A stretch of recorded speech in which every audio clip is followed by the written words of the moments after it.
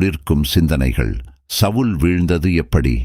சவுல் ஆரம்பத்தில் இஸ்ரவேல் ஜனங்களின் விருப்பத்திற்கு ஏற்ப முதல் அரசனாக முடிசூட்டப்பட்டான். ஆரம்பத்தில் தாழ்மை உள்ளவனாகத்தான் காணப்பட்டான். ஒரு சில வெற்றிகளை சாதித்தான். ஆனால் இறுதியில் தன் உயிரை தானே மாய்த்துக் கொண்டான். வேதத்தின் அடிப்படையில் சவுலின் வீழ்ச்சிக்கான காரணங்கள் 2. 1. கடவுளுடைய வார்த்தைகளுக்கு அவன் கீழ்ப்படியவில்லை. 2. தேவனின் சித்தத்தை அறிய குறி சொல்லுகிற நபரை நோக்கி ஓடியது. 1 நாளாகமம் 10:13. அப்படியே சவுல் கர்த்தருடைய வார்த்தையை கைக்கொள்ளாமல் கர்த்தருக்குச் செய்த தன் துரோகத்து நிமித்தமும் அவன் கர்த்தரை தேடாமல் அஞ்சனம் பார்க்கிறவர்களை கேட்கும்படிக்கு தேடினது நிமித்தமும் செத்துப்போனான்.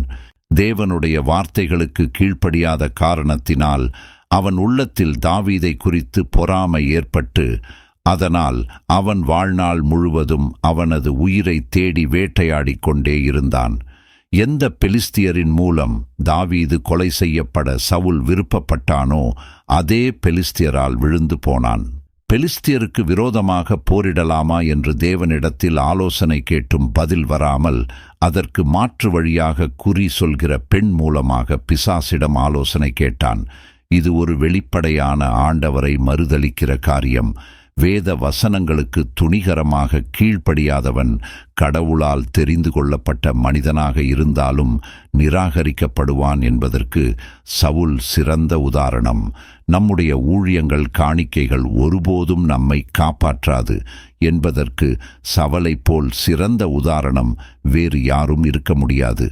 தேவனுடைய வசனத்திற்கு நடுங்குகிற மனிதனைத்தான் கர்த்தர் தேடிக்கொண்டிருக்கிறார். கீழ்ப்படிதல் என்கிற அஸ்திவாரம் இல்லாமல் கட்டப்படுகிற எந்த ஆவிக்குரிய மாளிகையும் விரைவில் தரைமட்டமாகிவிடும்.